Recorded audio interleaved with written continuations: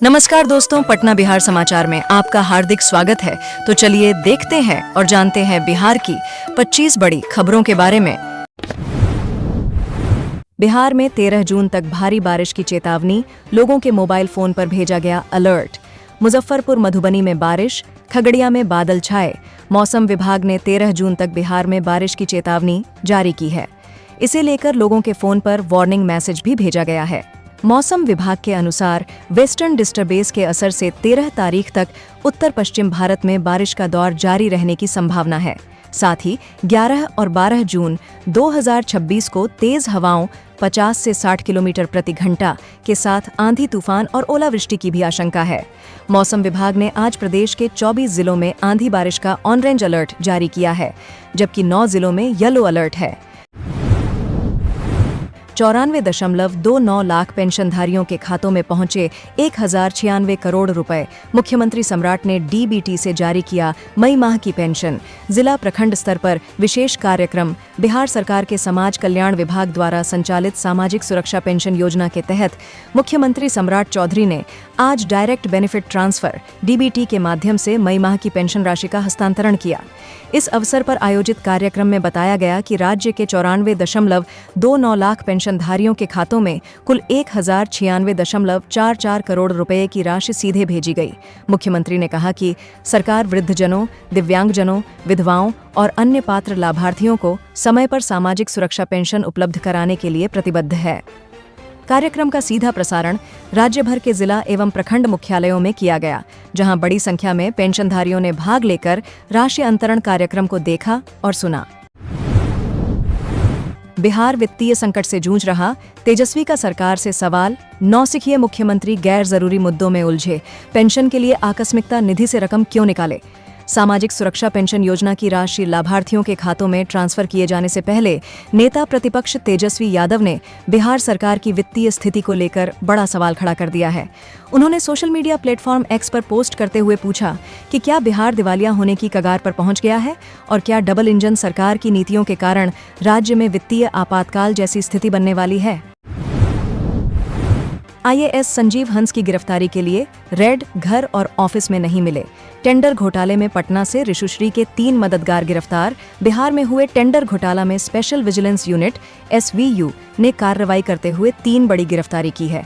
इसमें भवन निर्माण विभाग के पूर्व चीफ इंजीनियर तारिणी दास, वित्त विभाग के पूर्व संयुक्त सचिव मुमुक्षु चौधरी और नगर विकास विभाग के तहत बुडको के एग्जीक्यूटिव इंजीनियर उमेश कुमार सिंह शामिल हैं।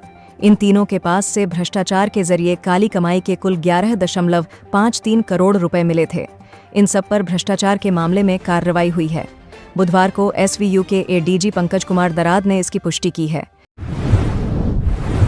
सिविल कोर्ट में रोशन आनंद ने फाइल की बेल पिटीशन, कल खारिज हुई थी जमानत याचिका।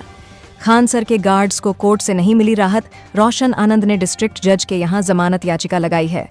कल मजिस्ट्रेट फर्स्ट क्लास ने बेल को खारिज कर दिया था। 2 जून को खान सर की कोचिंग पर हुए हमले के बाद पुलिस ने 3 जून को रोशन आनंद को गिरफ्तार किया था। रोशन आनंद की रिहाई की मांग को लेकर छात्र 3 बार पटना में प्रदर्शन भी कर चुके हैं।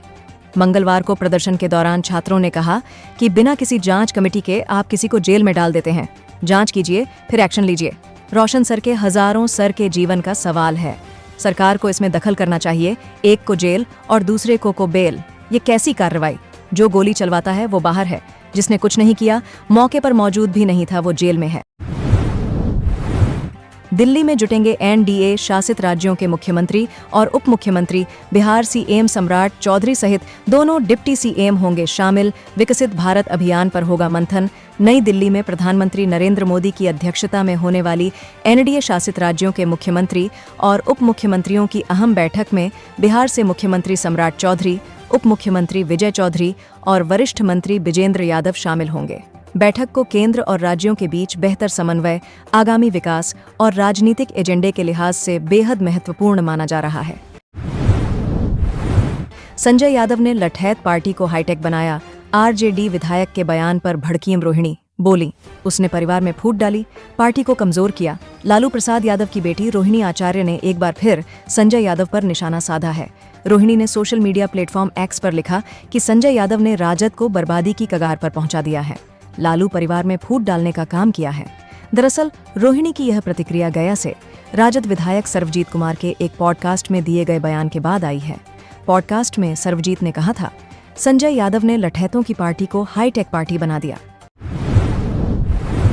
2.64 लाख से अधिक पेंशनर्स को मिला पेंशन का फायदा। गोपालगंज में राशि बैंक अकाउंट में ट्रांसफर, डीएम ने दिए तुरंत निपटारे के निर्देश। गोपालगंज जिले में सामाजिक सुरक्षा पेंशन योजना के तहत मई 2026 की पेंशन राशि लाभार्थियों के बैंक खातों में सीधे भेज दी गई है। बिहार सरकार और जिला प्रशासन की पहल पर कुल 2,64,733 लाभार्थियों को इसका सीधा लाभ मिला है। 100 करोड़ रुपए तक की जमीन का डीएम करेंगे अधिग्रहण। बिहार में रैयती भूमि क्रय नीति लागू। बिहार में लोकहित एवं जनोपयोगी परियोजनाओं के लिए जमीन अधिग्रहण का काम अब कमेटी करेगी। राजस्व विभाग ने परियोजना के लिए जमीन अधिग्रहण में खर्च होने वाली राशि के अनुसार डीएम और प्रमंडलीय आयुक्त की अध्यक्षता में कमेटी बना दी है। डीएम 100 करोड़ तक तो प्रमंडलीय आयुक्त 100 करोड़ रुपए से अधिक की जमीन अधिग्रहण कर सकेंगे। विभाग की कोशिश है कि परियोजनाओं के लिए अविलंब जमीन अधिग्रहण हो ताकि समय पूरा हो सके। विभाग की अधिसूचना में कहा गया है कि केंद्र और राज्य सरकार के विभिन्न विभागों/निकायों का उनकी परियोजनाओं के क्रियान्वयन के लिए समय समय पर रैयती भूमि की आवश्यकता होती है। खान सर के लिए परीक्षा की घड़ी, विवाद और बढ़ा तो क्या ठप हो जाएगा कोचिंग बिजनेस। पटना के फेमस टीचर खान सर इन दिनों कानूनी और कारोबारी चुनौतियों का सामना कर रहे हैं। उनके कोचिंग संस्थान के बाहर हुई हिंसा और फायरिंग विवाद के बाद पुलिस जांच तेज हो गई है। इसी बीच चर्चा हो रही है कि अगर मामला और गंभीर होता है तो खान सर के कोचिंग कारोबार पर क्या असर पड़ सकता है। फिलहाल उनके खिलाफ दर्ज एफआईआर और सुरक्षा गार्डों की भूमिका की जांच चल रही है, जबकि अदालत ने उन्हें अंतरिम राहत भी प्रदान की है। 7 दिन में धड़ाधड़ पूरे होंगे जमीन के लंबित काम। दिलीप जायसवाल ने सीओआरओ को टाइट किया। संडे को भी छुट्टी नहीं। बिहार के अंचलों में जमीन से जुड़े लंबित काम 7 दिन में पूरे किए जाएंगे। इसके लिए राजस्व एवं भूमि सुधार विभाग ने गुरुवार से विशेष अभियान चलाने का ऐलान किया है। विभाग के मंत्री दिलीप कुमार जायसवाल ने राज्य के सभी अंचलाधिकारी, राजस्व पदाधिकारी और राजस्व कर्मचारियों को इस अवधि में लाखों रैयतों से जुड़े कामों को पूरा करने का निर्देश दिया है। उन्होंने कहा कि 11 से 17 जून तक लगातार विशेष अभियान चलाया जाएगा। इस बीच पड़ने वाली रविवार की छुट्टी के दिन भी काम जारी रहेगा। आकस्मिक फंड के 3,662 करोड़ से पेंशन दी सरकार। दिवालिया होने की कगार पर बिहार।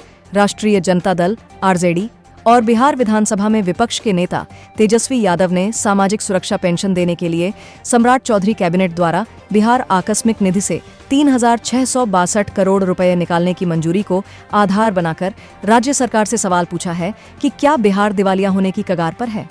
सीएम सम्राट चौधरी ने बुधवार की सुबह लगभग 1 करोड़ लाभार्थियों के बैंक खाते में 1,100 से 1,100 रुपये की पेंशन राशि ट्रांसफर कर दी है। चौधरी ने इस दौरान ऑनलाइन कार्यक्रम में जुड़े पदाधिकारियों से कहा है कि हर महीने की 10 तारीख को ये राशि हर हाल में लाभार्थियों के खाते में पहुंच जाएगी। शादी का झांसा और सेक्स, दारोगा ने 3 साल तक युवती का किया यौन शोषण।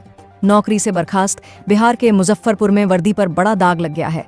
अब इस मामले में पुलिस महकमे ने सख्त कार्रवाई करते हुए पुलिस वाले के खिलाफ गंभीर एक्शन लिया है। दरअसल मुजफ्फरपुर में शादी का झांसा देकर महिला का 3 साल तक यौन शोषण करने के आरोपी दारोगा शांति प्रकाश कुजूर को मंगलवार को सेवा से बर्खास्त कर दिया गया है। वह अभी मुजफ्फरपुर जिला बल में पदस्थापित थे। सीतामढ़ी के महिंदवारा थाने में पदस्थापना के दौरान घटना को अंजाम दिया था। 2022 से निलंबित दारोगा को तिरहुत रेंज के डीआईजी चंदन कुशवाहा ने बर्खास्त कर दिया। दारोगा पर पुलिसिया एक्शन से हड़कंप मचा हुआ है। सम्राट चौधरी ने दिया बड़ा तोहफा। 1 करोड़ लोगों के खाते में भेजी सामाजिक सुरक्षा पेंशन की रकम। मुख्यमंत्री सम्राट चौधरी ने बिहार के लोगों को बड़ा तोहफा दिया है। सीएम सम्राट चौधरी ने सामाजिक सुरक्षा की पेंशन राशि लाभुकों के उनके खाते में हस्तांतरित की है। इसके लिए पटना में एक कार्यक्रम का आयोजन किया गया था। इस कार्यक्रम में मुख्यमंत्री सम्राट चौधरी ने कहा कि 1 करोड़ लोगों के खाते में 1100 रुपए भेजे गए हैं। उन्होंने यह भी कहा कि हर हाल में 10 तारीख को पेंशन राशि हर महीने आगे भी जारी होगा और इसे सुनिश्चित किया गया है। डीबीटी के तहत पेंशन धारकों के खाते में राशि भेजी गई है।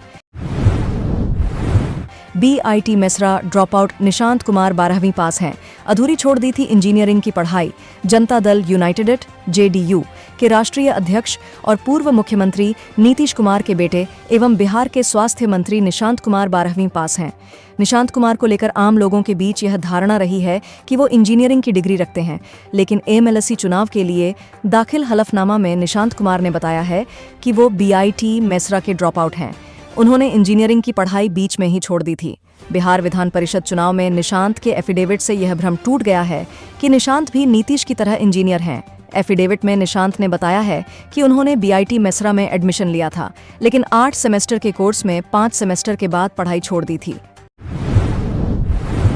लव कुश राजनीति में सरनेम बदलकर कुशवाहा बने थे उपेंद्र। सम्राट चौधरी चमके तो गिरा भाव। राष्ट्रीय लोक मोर्चा RLM के अध्यक्ष और राज्यसभा सांसद उपेंद्र हमेशा से कुशवाहा नहीं लिखते थे। 2000 के विधानसभा चुनाव में जब वह जंदाहा से समता पार्टी के टिकट पर पहली बार विधायक बने थे, तब उनका नाम उपेंद्र प्रसाद सिंह था। वैशाली जिले के जंदाहा में माता पिता के नाम पर बने मुनेश्वर सिंह मुनेश्वरी समता कॉलेज में शिक्षक रहे उपेंद्र ने लवकुश राजनीति के लिए प्रसाद सिंह को हटाकर नाम में स्पष्ट कोयरी सरनेम कुशवाहा जोड़ा था। कहते हैं कि बिहार में लवकुश की राजनीति पर सवार होकर छा गए पूर्व मुख्यमंत्री नीतीश कुमार ने ही उपेंद्र प्रसाद सिंह को सरनेम बदलकर उपेंद्र कुशवाहा बन जाने की सलाह दी थी।